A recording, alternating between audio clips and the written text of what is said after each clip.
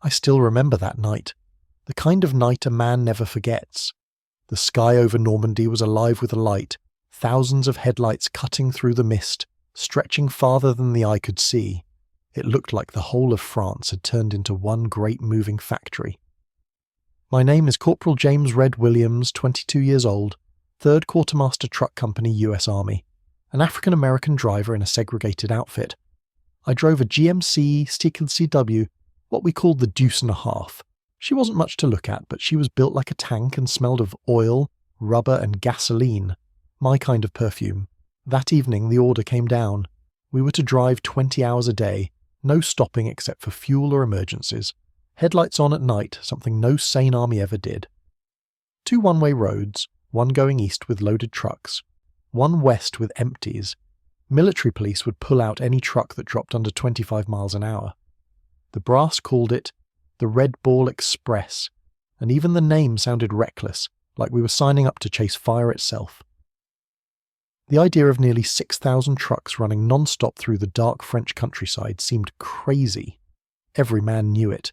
You could see it in the way we tightened our gloves, glanced at each other, then back at the endless line of trucks ahead.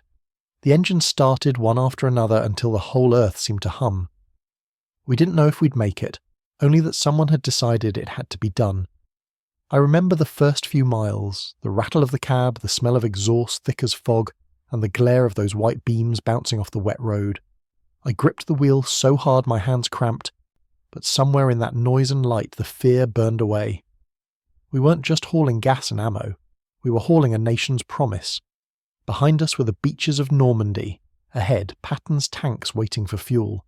They said no army could move that fast, that it couldn't be done. But that night, as our convoy rolled east and the countryside glowed under 6,000 moving lights, I swear the world itself began to turn with us. Our wheels answered louder than words. Rumours travel faster than convoys. After a few days on the road, the talk started creeping down the line. Patton will stop in 2 days. He'll be out of gas. Nobody knew where it came from, but soon you could hear it everywhere. From the mess tents, from the mechanics, even from the radio we kept tuned low in the cab. The German broadcast called out names like Jodl and Westphal, men who thought they'd figured us out. They said Patton's Third Army had raced 400 miles from the beaches, and no army on earth could keep that pace. One of their generals bragged, "An armoured division burns 150,000 gallons a day. At this distance they'll stop in 48 hours. Sitting behind the wheel, I remember watching the fuel gauge shiver on the red line and wondering if they were right. We'd driven for days, the trucks growling through mud and broken roads, each one loaded to the brim with ammunition or gasoline. The math, I'll admit, made sense, but only if you'd never seen America at work. The Germans thought like soldiers. We were thinking like a nation of factories. To them, logistics was a limit. To us, it was the engine. Still. That night the rumour got under our skin. You could feel it in the way men spoke less, the way their eyes kept drifting toward the gas cans strapped to the sides of the trucks. I remember the air thick with exhaust and tension, the radio hissing out German voices bragging about how Patton would soon grind to a halt. I stared at the dashboard light flickering across my hands and thought, if their math's right, my life means nothing. But if it's wrong, I'll prove it with every mile I drive. The next morning before dawn, engines started up again. Coughing, roaring, steady. Whatever doubts we had burned off with the first plume of diesel smoke. We weren't out to make speeches or prove theories. We just kept driving, one gear, one truck, 1 mile at a time, daring those German numbers to keep up. We'd been driving for weeks before the story of Le Mans finally reached us. It came down the line like a legend told in whispers at fuel stops. They said Lieutenant Colonel Laurent Ayres had gathered the brass in a French chateau lit by candles and map lamps. He pointed to a wall covered in chalk and pins, the words Red Ball scrawled in red across France. Then he said it plain. 12,500 tons a day, 140 truck companies, 5,958 trucks, convoys every 5 minutes, 35 miles an hour average, repair crews every 50 miles, no exceptions. No one spoke. The men in that room knew those numbers didn't belong in any rule book. They were orders from another world, a world powered by American factories instead of fear. We heard how Ayres finished his briefing, closed his notebook, and walked straight out into the rain without another word. When our officers told us about it later, they still looked shaken, like they'd been in church and seen a miracle too big to name. Sitting on my truck's bumper that night, I tried to picture it. A map glowing under lamplight, chalk dust in the air, men staring at a plan that sounded like madness. Yet those same figures, 12,500 tons, 5,958 trucks, 140 companies, were now the rhythm of our days. The math wasn't theory anymore. It was the hum of engines and the burn of gasoline in my lungs. That was when it hit me. This wasn't just a temporary fix to keep Patton moving. It was a machine, a living one, built out of every truck, every driver, every mile. We weren't improvising anymore. We were manufacturing victory, one load at a time. The Germans had engineers. We had production lines on wheels. I used to think of myself as just another driver with a dirty uniform and a sore back. But when I heard those numbers, really heard them, I stopped being afraid. I wasn't just a man behind a wheel. I was a cog in America's machine, and that machine was unstoppable. The gas pedal trembled under my boot as the convoy rolled east for the first time. It was just past midnight, and the road ahead shimmered under the glare of thousands of headlights. Dust hung in the beams like smoke. Kids from the nearby villages stood along the roadside waving at us with the kind of smiles you don't forget. On the side of my truck I'd painted in red letters, Patton's Blood Bank. Some guys wrote Detroit to Berlin Express or Hitler, here we come. It was our way of reminding ourselves what we were doing this for. We drove 20 hours a day, lights blazing straight through the night, convoy after convoy, 5,000 trucks on the road at any given time. They said the average speed had to be 35 miles an hour. Anything slower and you'd be pulled out by the MPs. I kept my foot steady, eyes fixed on the taillights ahead that danced like fireflies in a storm. Sleep wasn't part of the plan. Coffee and adrenaline were enough. The first few hours felt endless. Mud spraying up the windshield, rain hissing on the hood, the engine growling like a living thing. When enemy artillery echoed far off in the distance, we didn't flinch. We just tightened our grip on the wheel. We'd learned fast that if you stopped, you were a target. Every few miles we'd pass a maintenance crew waving us through, their floodlights slicing through the dark as they patched up the wounded trucks. The air was thick with exhaust and courage. I remember looking down at the speedometer needle shaking around 35 and thinking, if this is the pace America needs, then that's the rhythm I'll keep. The convoy stretched for miles, an unbroken river of steel and light pouring east toward the front. You could see the glow of it from the hills. Some French farmer said it looked like the Milky Way had fallen to earth.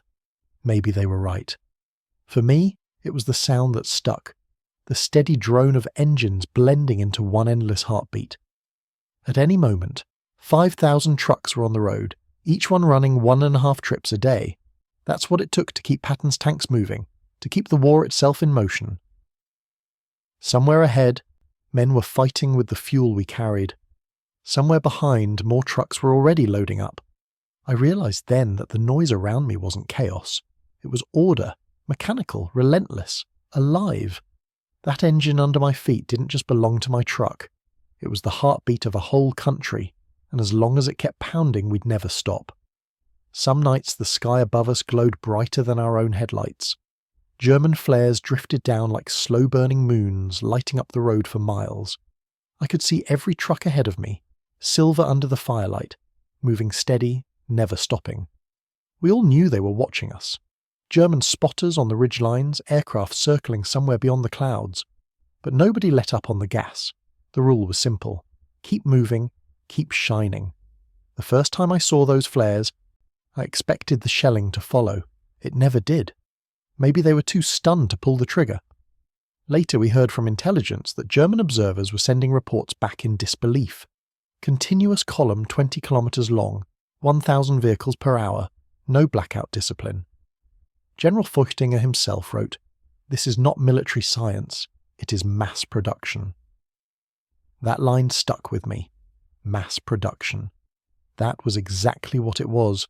Not tactics, not camouflage, just raw, unstoppable motion. The Germans had spent years perfecting the art of hiding. We had turned visibility into a weapon. From my seat, the world beyond the windshield looked like a river of white fire. Every truck mirrored the next, same model, same sound, same rhythm. If one stalled, it was shoved off the road, swallowed by the glow behind it.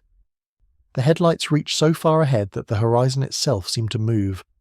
I remember glancing up through the glass and seeing the faint outline of a German reconnaissance plane, circling like a moth above a furnace.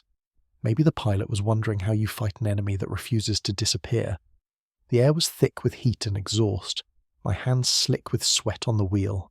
Still, I couldn't help but feel something close to pride. We weren't hiding anymore. We were announcing ourselves to the night. 6,000 engines roaring together didn't sound like war. It sounded like industry, like the pulse of a country too vast to comprehend. I thought about the men watching us from those dark hills, about how their whole idea of warfare was collapsing before their eyes. For them, an army meant precision, silence, secrecy. For us, it meant abundance, speed, light. When another flare burst overhead, I didn't flinch.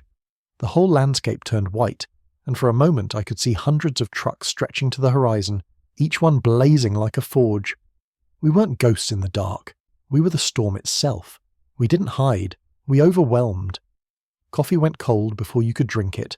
Bread turned hard before you could chew it. But the engines, those never cooled. The first week of the Red Ball felt like living inside a machine that never slept.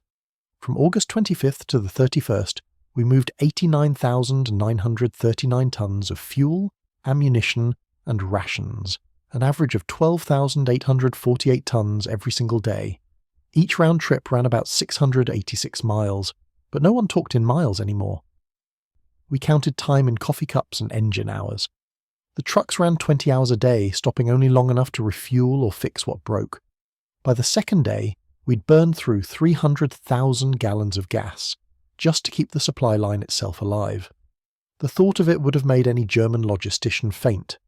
We were burning fuel to move fuel, wearing out trucks to keep tanks running, but the math didn't matter. What mattered was motion. I remember gripping the wheel until my hands cracked, eyes stinging from diesel fumes and dust. Every few miles we'd pass a broken truck, hood up, steam hissing, driver cursing. If it couldn't be fixed in 15 minutes, the rule was simple: push it into the ditch and move on. Somewhere behind us the mechanics would strip it for parts under the glow of floodlights. Around 1,800 vehicles broke down every day that week, and somehow the line never slowed. The repair crews were magicians: 15 minutes to patch an axle, 45 to swap an engine. They slept where they stood, wrenches still in their hands. By midweek, the road itself seemed to breathe, convoys pulsing east and west like a living artery. From the cab, I could feel the rhythm of it: gears grinding, engines humming, tyres drumming the same beat over and over. We weren't just driving trucks anymore. We were keeping time for an entire army. Every turn of the wheels was another heartbeat in something far larger than any of us. I caught glimpses of other drivers through their windshields, faces pale under dashboard light, jaws set, eyes hollow but burning. We didn't talk much, just nodded when our paths crossed. Words took too much energy. Somewhere between exhaustion and duty, we'd become part of a single body, one that refused to stop. By the end of that first week, the numbers coming down from command didn't sound real. 89,939 tons delivered, 686 miles round trip, 300,000 gallons consumed daily, 800 trucks repaired or abandoned. And yet, we'd done it. I looked at my cracked hands and grease-stained sleeves and thought, we're trading sleep for miles, and miles for freedom. The engines thundered back in answer, never resting, never hesitating, as if the whole country was pushing us forward through the night. Fuel was our lifeblood, and it never stopped flowing. Every 25 miles another depot rose out of the dust, rows of drums stacked like walls, tankers lined up under canvas nets, hoses coiled across the ground like veins feeding the front. We refueled fast, 10 minutes per truck if you were lucky. There was always another driver waiting, another set of hands ready to pump. The air smelled of gasoline day and night. Even the rain carried it. Somewhere beneath the English Channel, an undersea pipeline called Pluto, pipeline under the ocean, was quietly pushing fuel straight from Britain to France. We never saw it. but we felt its presence every time our engine started without hesitation. It was the invisible heartbeat that kept the Red Bull alive. The Germans couldn't grasp how we stayed supplied. One of their officers wrote, "They have fuel depots larger than our entire reserves." He wasn't exaggerating. From the sky, our routes must have looked like rivers of fire feeding an endless furnace. But fuel meant danger too, and it came fast when it came at all. I still remember the day Private Booker T. Washington was hit near Alençon. The shell tore through his tank, flames bursting out behind him like a comet tail. He could have jumped, any sane man would have, but he didn't. He kept driving, steering that burning truck straight toward a field hospital loaded with medical supplies. When he reached the tents, the cab was a firebox. He leapt out as it exploded, barely alive, but the supplies were saved. Weeks later, when someone asked why he hadn't jumped, he said simply, "I wasn't about to let that fire beat me." That story spread through every convoy like scripture. We all knew that smell, the sharp sting of burning gas in the air. Sometimes driving through the night, you'd see a distant glow on the horizon and wonder which truck it was this time. But fear wasn't what we felt. It was something fiercer. Every drop of fuel, every spark, every engine roar meant momentum, and momentum was life. I used to think the heat in that cab came from the engine, but it wasn't. The real fire burned in our chests. When the flames licked the steel and the night turned red, I could still feel it there, hotter than anything outside. We carried both the fuel and the fire, and neither ever ran out. Out here, things broke faster than we could count, but somehow everything still worked. Engines died, axles snapped, tires blew, and yet the convoys kept rolling. We didn't wait for orders. We fixed what broke and moved on. The rule was simple. If it couldn't be repaired in 15 minutes, push it off the road. But more often than not, we fixed it. I once saw a crew swap out an entire engine in 45 minutes using a mobile crane. No manuals, no blueprints, just muscle and know-how.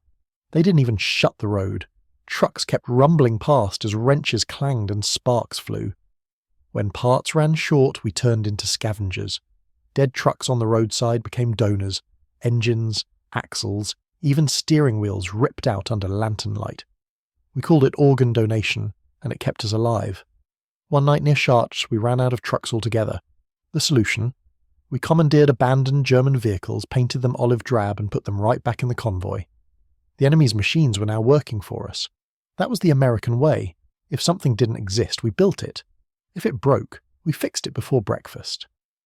In less than 3 months, our engineers threw up 40 temporary bridges, carved detours out of bomb craters, and set up 26 major maintenance depots. 15 giant fuel dumps dotted the route, each glowing at night like a refinery.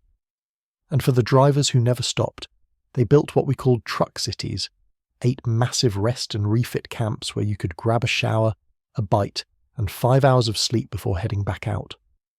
My favourite story from those days happened at Monte, where the Germans had blown a bridge the size of a cathedral. Their engineers figured it would take 6 weeks to replace. Ours did it in 14 hours. While convoys detoured 8 miles around, combat engineers threw up a Bailey Bridge under floodlights, the sound of hammers echoing through the night. By morning, the trucks were crossing again like nothing had happened. You could drive past a field one night and see nothing but rubble, come back the next day and there'd be a fuel depot, a repair station, or a whole new bypass road. We didn't plan for weeks, we just acted. The Germans had committees, we had crowbars, they had procedures, we had results. I think that's what scared them most.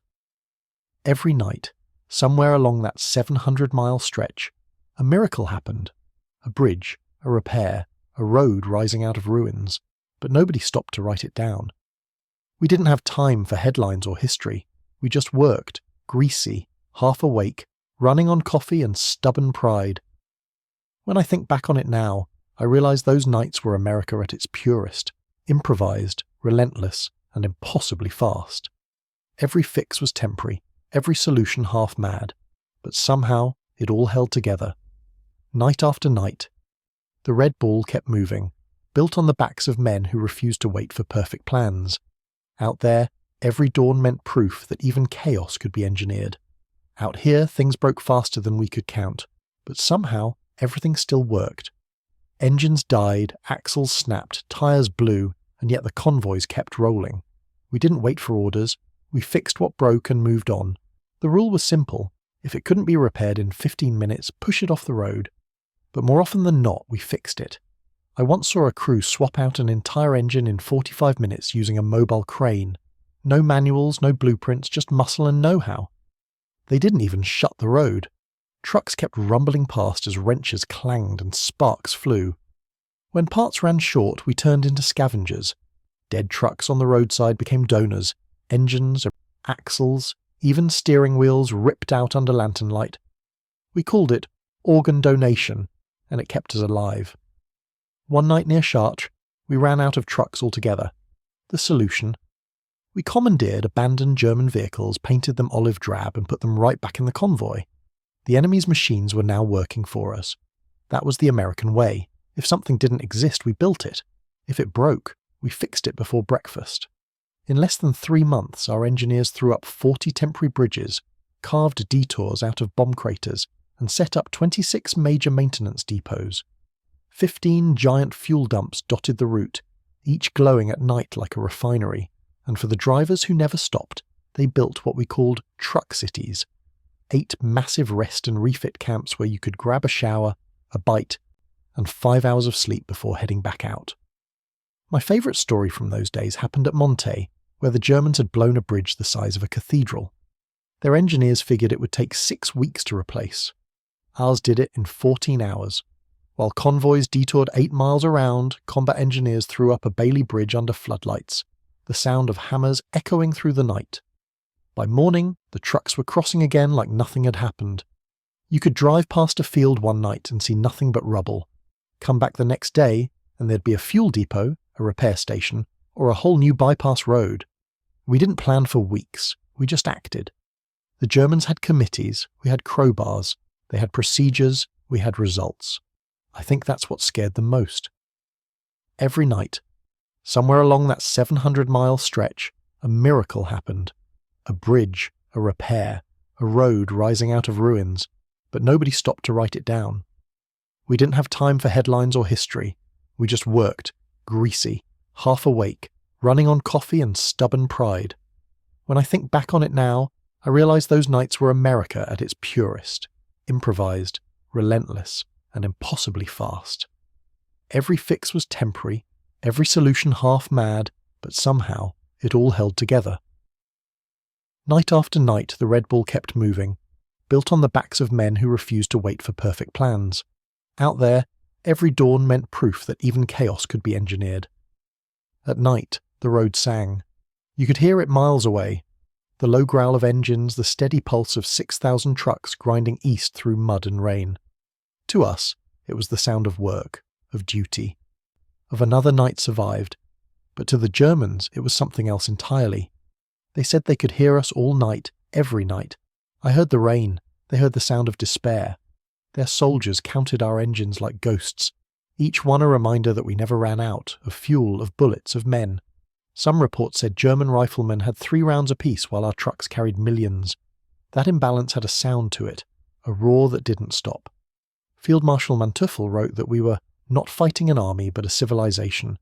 Model said, they don't fear us because they have infinite resources. Maybe they were right. Our noise was our message. We didn't hide because we didn't have to. The Red Bull Express had become the loudest weapon in the war. I remember one night near Metz, when the rain turned the highway into a river of light. Headlights reflected off the puddles, and the sound rolled across the valleys like thunder. Somewhere in the darkness, German lines listened to that endless growl and knew they couldn't match it. The Luftwaffe tried to find us, but even when the sky was clear, they couldn't tell where one convoy ended and another began.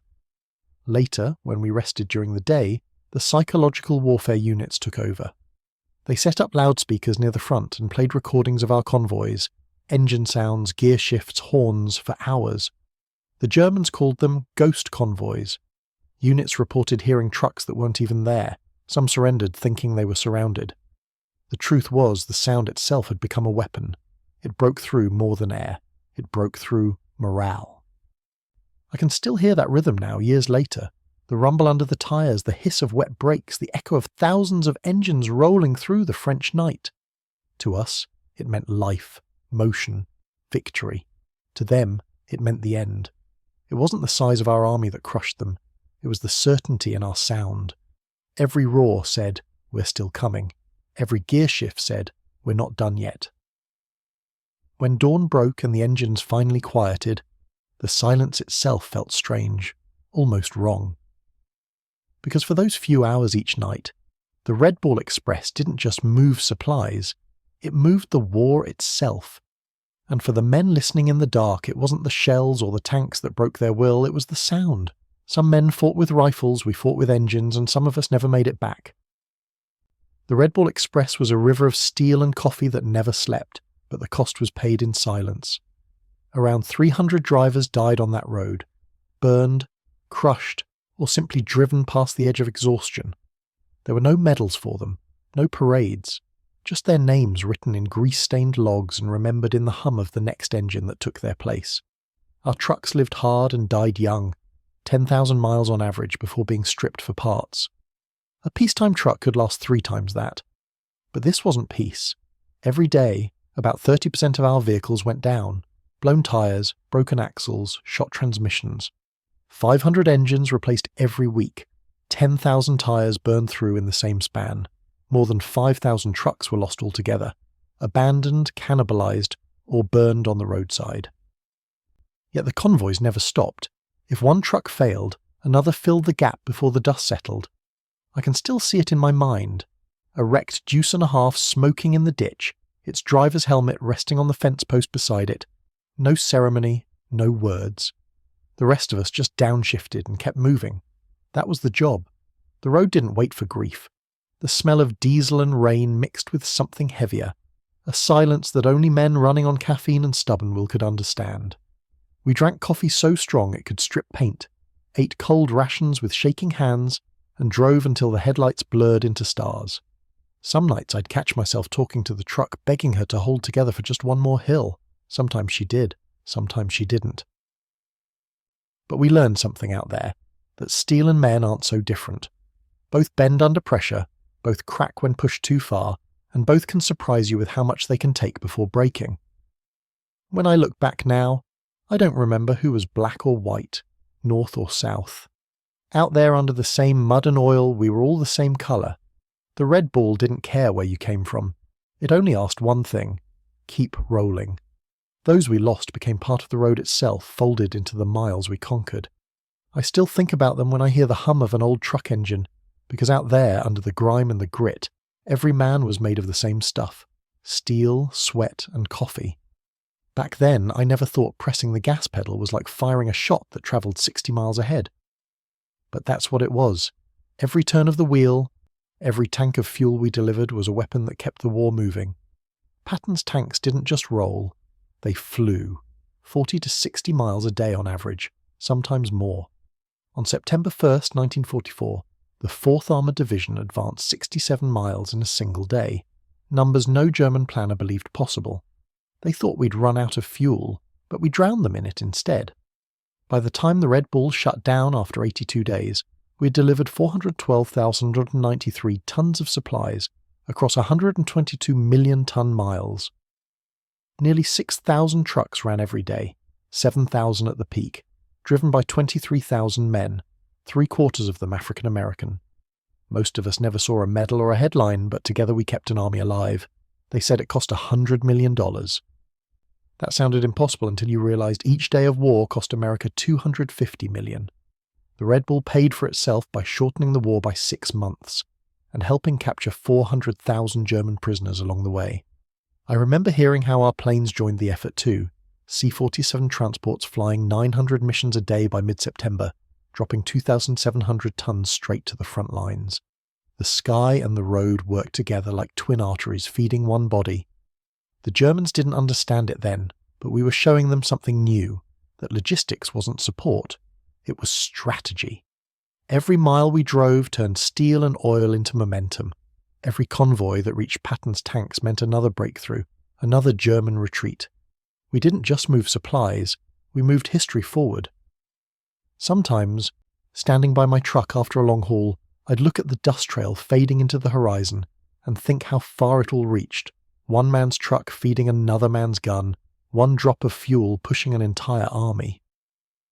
People like to talk about tanks, planes, generals, but I'll tell you the truth. The war moved on wheels. Those trucks were the real front line. The Germans had their panzers, we had our deuces, and that made all the difference. In the end, it wasn't tactics that won. It was movement.